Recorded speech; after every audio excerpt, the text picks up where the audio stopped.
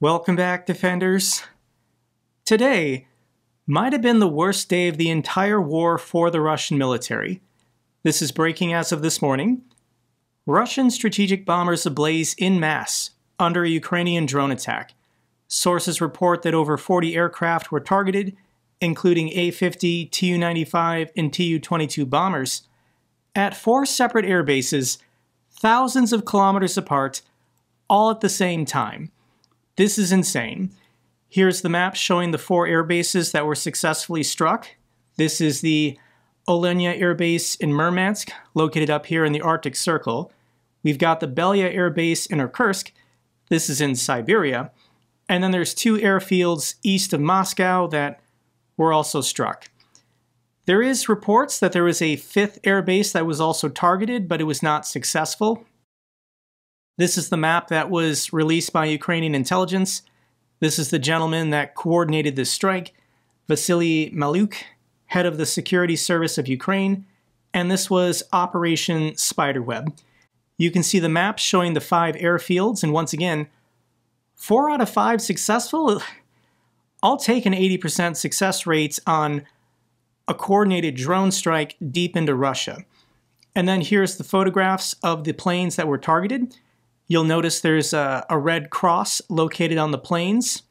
That's where their fuel tanks are located, and I'll show you a video in a second why that's important.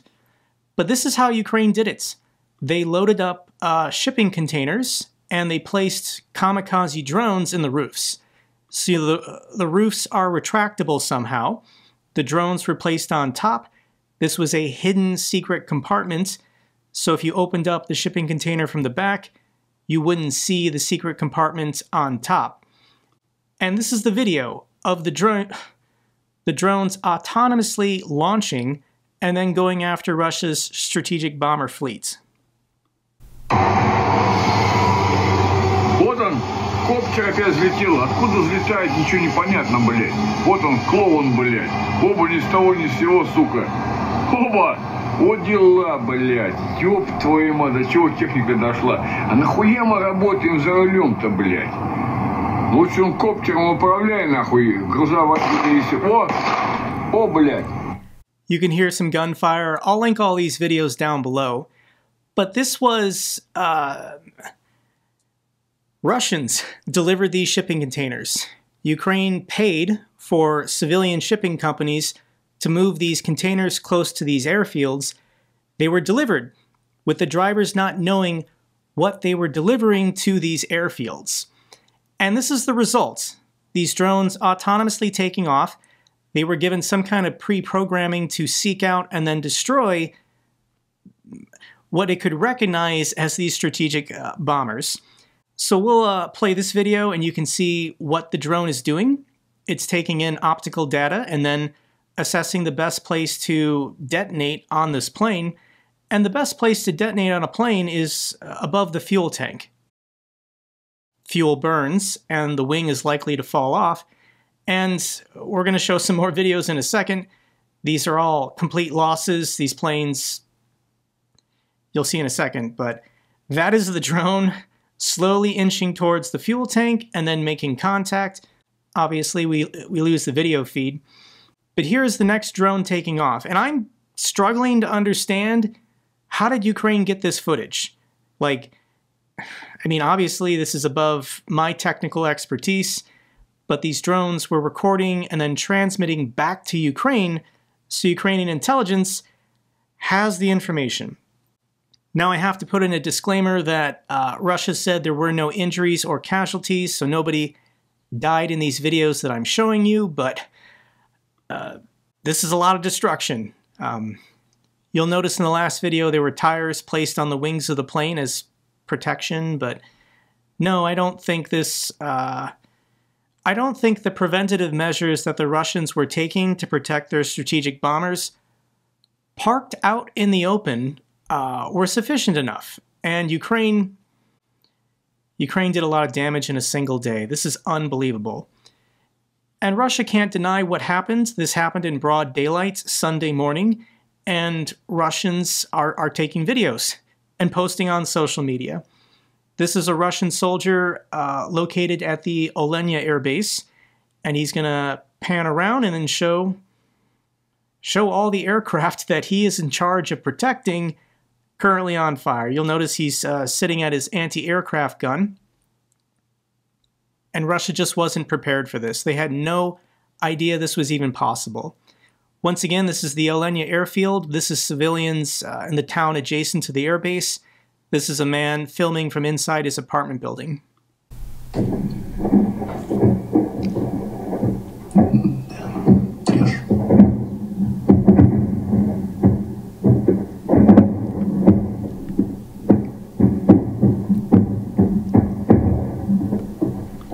We're hearing pop, pop, pop. That's either secondary explosions at the airbase or Russia's air defense systems trying to shoot down these tiny FPV drones. Here's another video. This is in Irkutsk. This is the Belya airfield. This is a civilian seeing in the distance all of their strategic aircraft on fire. Вон, там. Вот аж горит, видно. Что это интересно? А вот еще взорвалось только что. Tan. I think I know what that means. This one's subtitled. Once again, I think this is the same air base in Siberia, and this is a resident from the highway filming the destruction.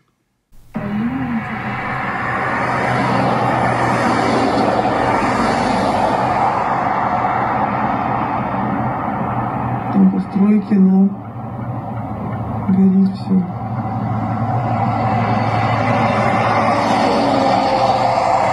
Раз, два, три.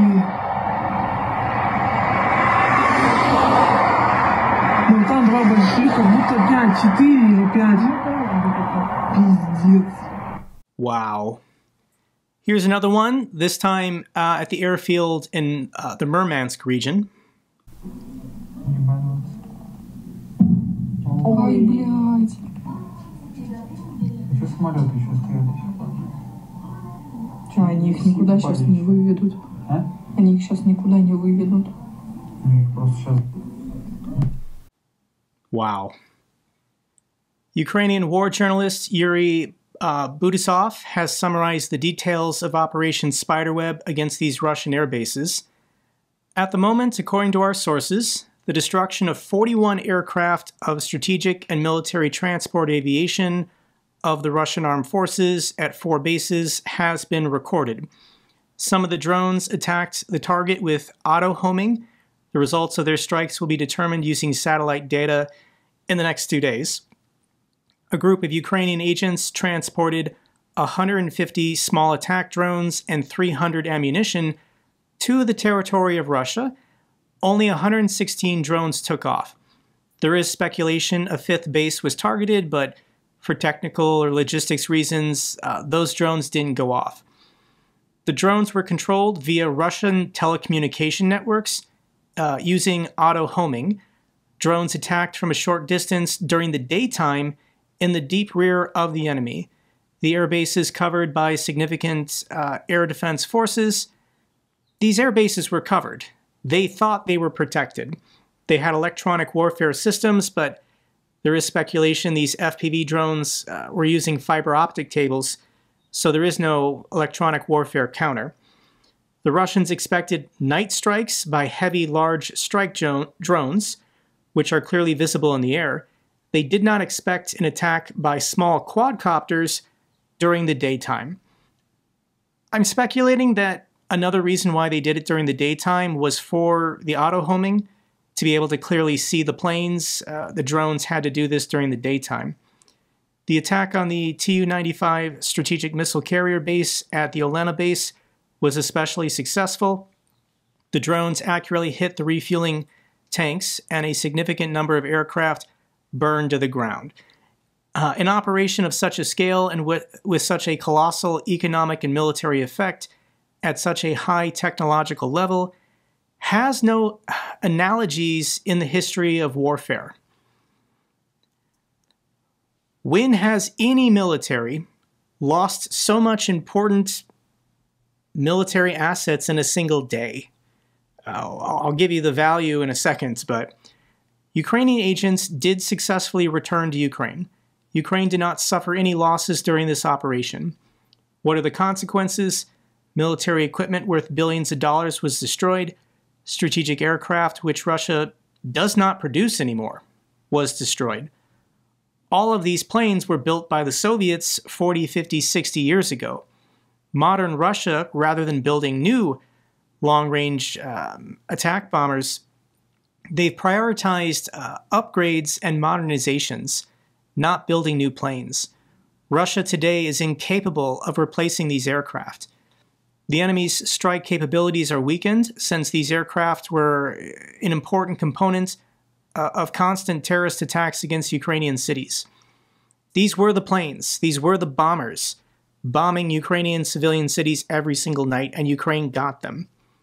The enemy will have to spend now a lot of money to strengthen the defenses of these air bases and try and prevent this from happening again. So this attack reportedly inflicted more than $2.2 billion in losses on Russia's strategic aviation. These are the preliminary estimates, but once we have the satellite images, we'll know the full details. What is Russia's response? And the Russian Ministry of Defense posted this morning. Today, the Kyiv regime committed a terrorist attack using FPV drones against airfields in these 5 regions. At these military airfields, all terrorist attacks were repelled. In the Murmansk and Kursk regions, as a result of the launch of FPV drones from the territories located near the airfields, several units caught fire. The fires have been extinguished. There are no casualties among military personnel or civilian personnel. Some of the participants in the terrorist attack have been detained. That's a lie. I mean, maybe the truck drivers who are Russian were arrested, but the truck drivers didn't know what they were delivering. These were hidden compartments. So that was the news this morning. Last night, when I was preparing this video, this was supposed to be the top story. Kremlin says it hopes to discuss ceasefire conditions with Ukraine tomorrow. The next round of direct peace talks between Ukraine and Russia in Istanbul starts tomorrow. What do you think they're going to talk about? And Russia is going to make noise. Russia is going to claim they're the victim. But last night, the Russians launched 150 Shahed drones against civilian cities. The Russians every night commit acts of terrorism against civilians. But let me share with you one of the Russian military's great victories in the last week. Russian army attacks the trolley bus depot in Kharkiv and the Nova Pochta terminal in Odessa with their attack drones. Russian Shahed drones against ordinary trolley buses. This was a strike on Kharkiv. At least 8 Shahed drones destroyed a trolley bus depot and also damaged a nearby residential apartment building, a typical Russian strike on ordinary civilian life. Let's be fair, guys. I showed you Ukraine's military victory, what they're doing with their air attacks, and let me share with you what the Russians accomplished last night.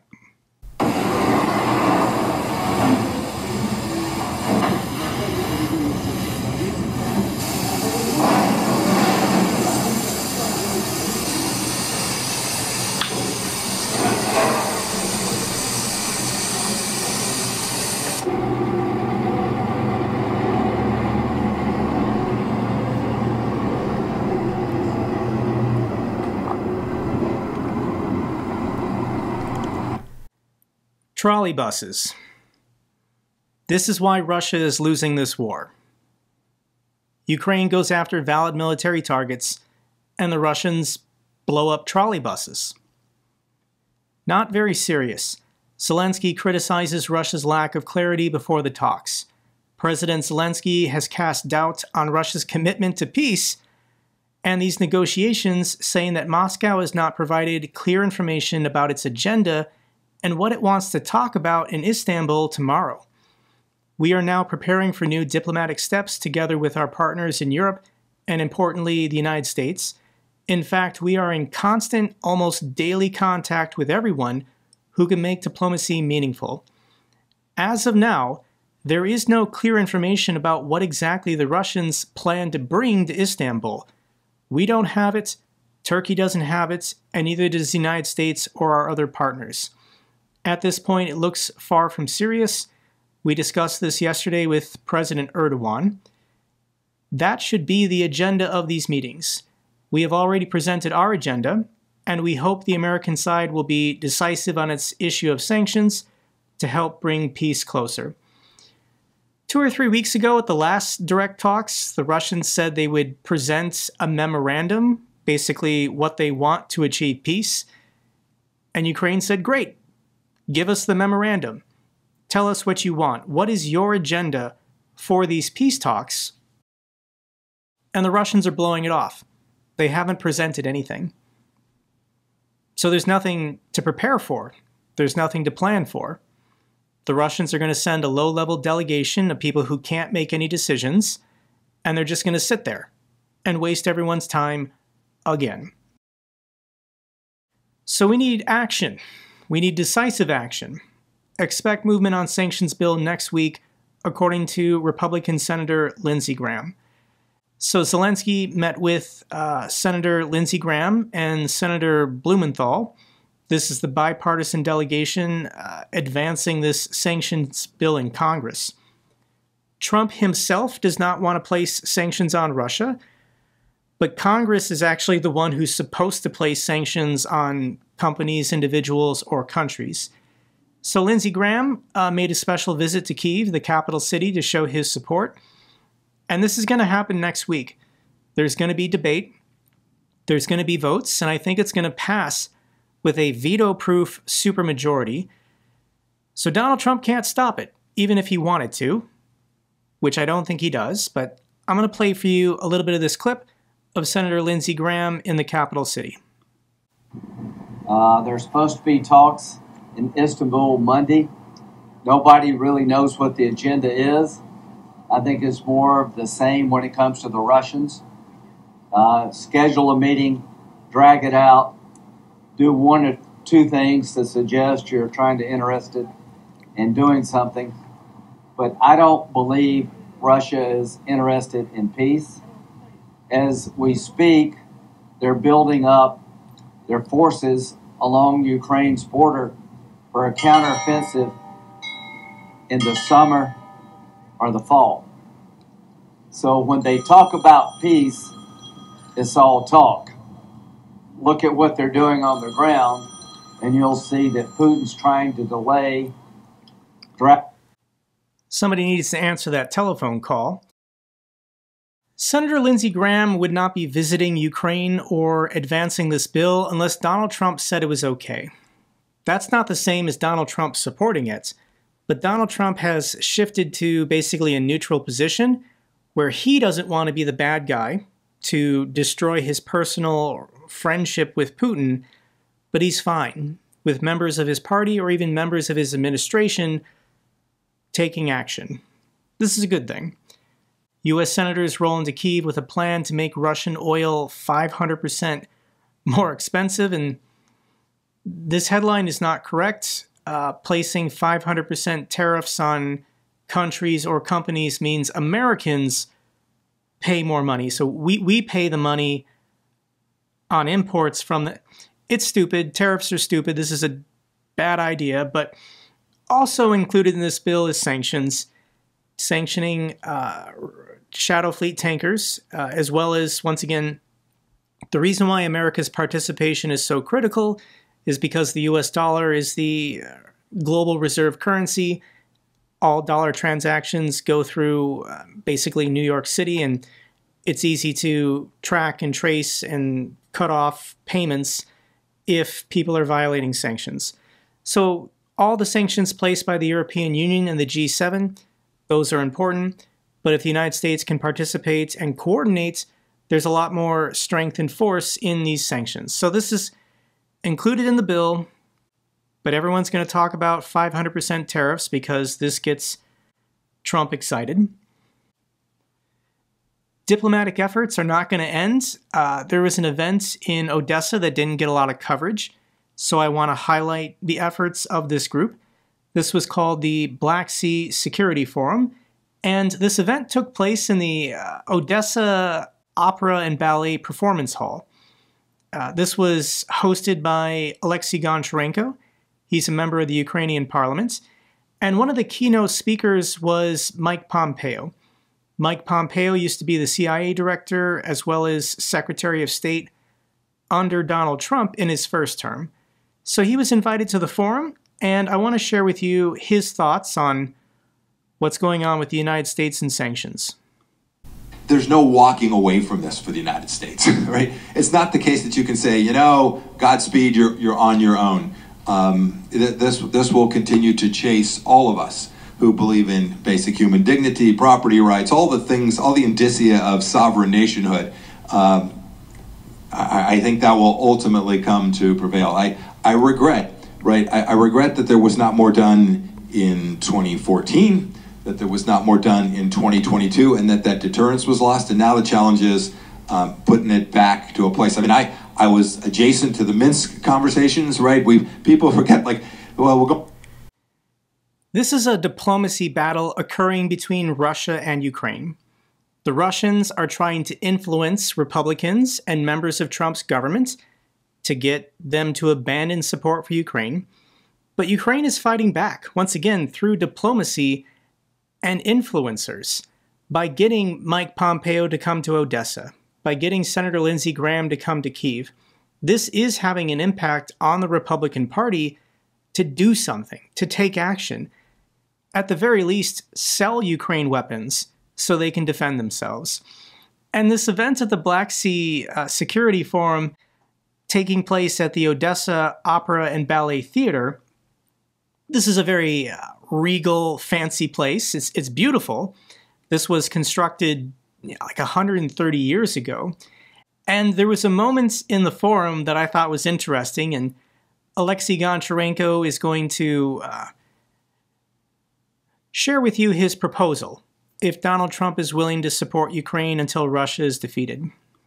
When we just entered with you this beautiful venue, you liked it very much, and it was as a Odessa native, for me it was like, you know, big happiness.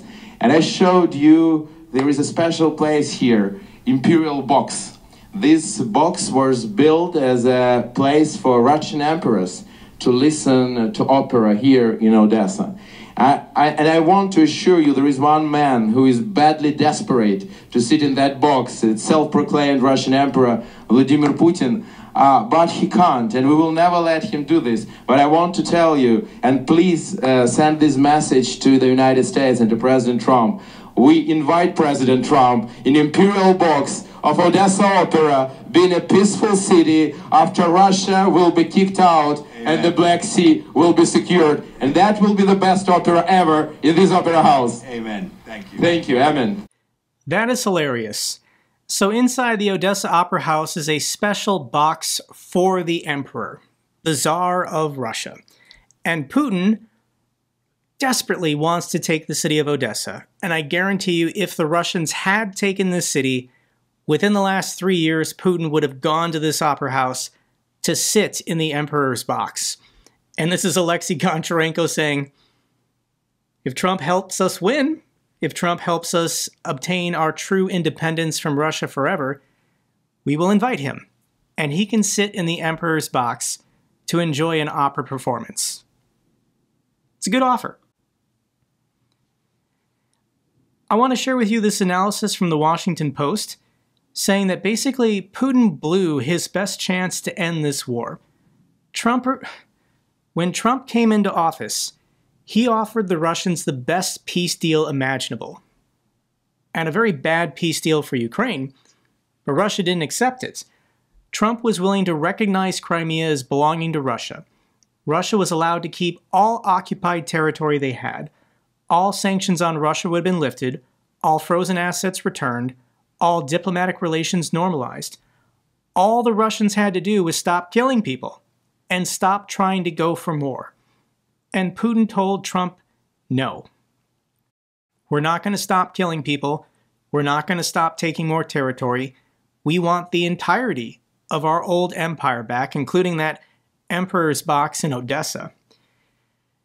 Putin still thinks that he can bomb Ukraine into surrendering, but Ukraine's morale remains intact, their energy systems still function, cities are recovering, and the resistance is never going to stop. Russia can't make progress on the battlefield, and they know it. So at the moment, they're trying to increase production of these Iranian Shahed drones. Russia wants to be making 500 a day, so that they can bomb somewhere in Ukraine 500 different apartment buildings, hospitals, schools, trolley depots. Russia doesn't know what else to do. The problem is that strategic bombing campaigns of your enemy's country, of their civilian cities, never works. I'll link this video down to this Perun video. Russia's attacks on Ukrainian infrastructure. Does strategic bombing ever work? I remember this video because it was kind of like a light bulb moment. And it never works. Every example of one nation strategically bombing civilian cities never leads to the surrender of those civilians.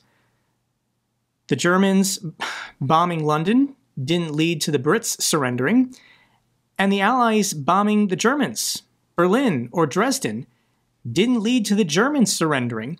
Their capital city had to be taken. The same is true with the wars in Vietnam or even on the Korean Peninsula.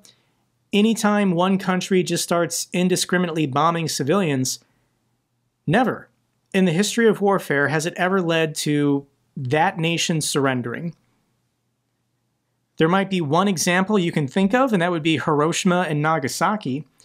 But I don't think this was due to civilian deaths. I think this was due to the Japanese realizing the war was lost.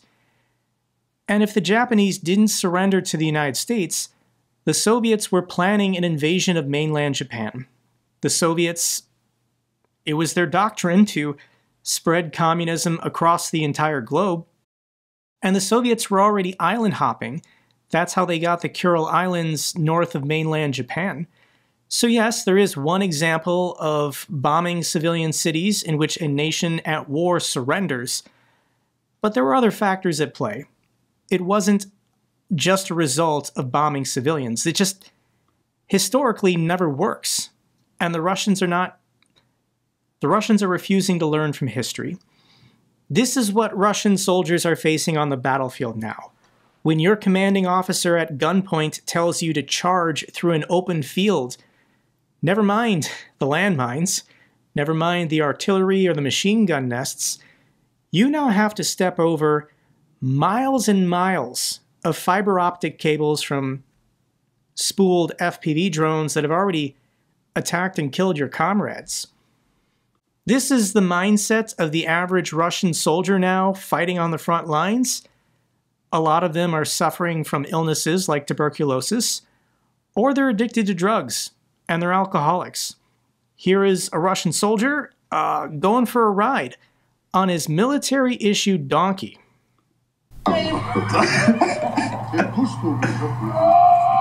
Не души его!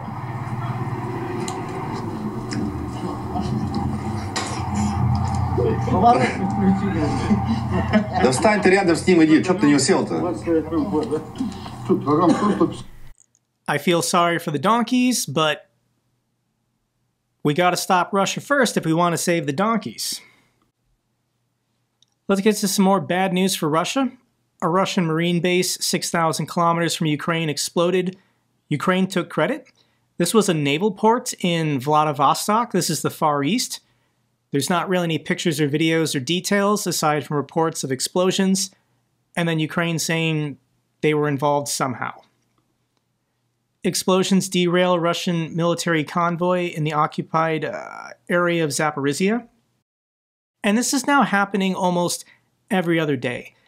At least 7 killed, 69 injured in a train derailment in Russia's Bryansk Oblast following a bridge collapse. Ukraine doesn't have to be involved. Russia is spending all of their money on missiles and drones to blow up civilian cities, and they're not maintaining their own civil infrastructure. So did Ukraine have anything to do with this? Maybe, I don't know. Either way, Russia's rail network is in serious trouble. There are sabotage attacks or infrastructure failings happening almost daily, leading to casualties and obviously negative economic impacts. Let's get to the good news for Ukraine now. Stab in the back, Russian spy agency accuses Serbia of supplying arms to Ukraine.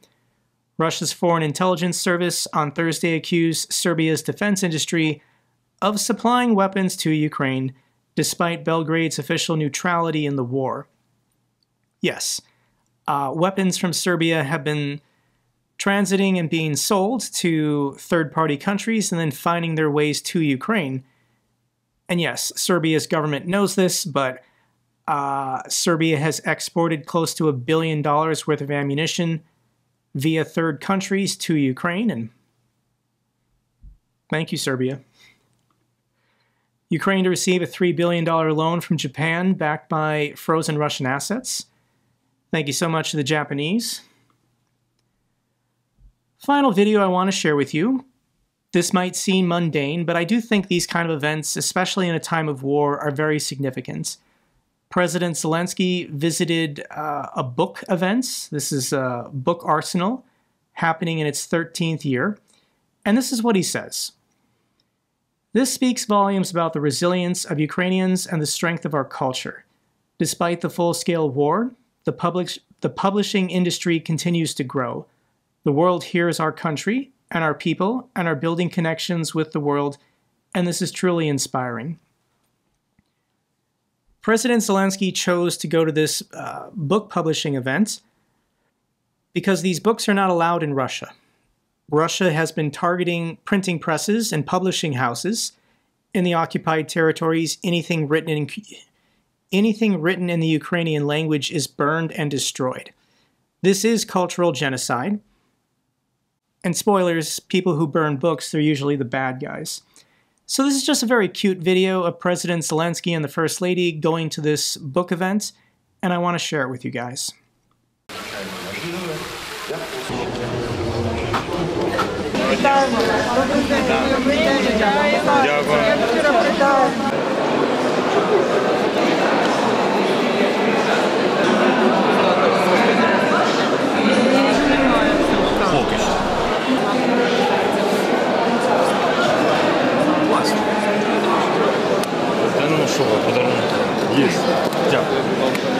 В листі є його остання книжка.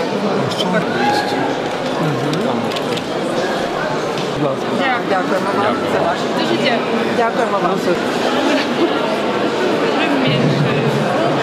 Про важку долю виявляється. А буде нового посвітера статіста. Це мапа посвітера. А буде нового посвітера статіста. Ми якраз до вас дуже приємно. Була номінована в 2019 році. Насправді ідея така, від війни найбільше всього страждають діти. Коротка сторона проживе мало, того довга сторона проживе багато.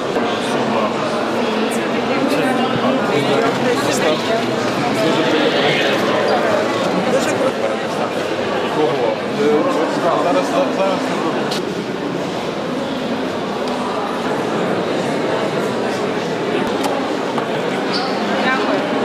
Дякую на все бачу.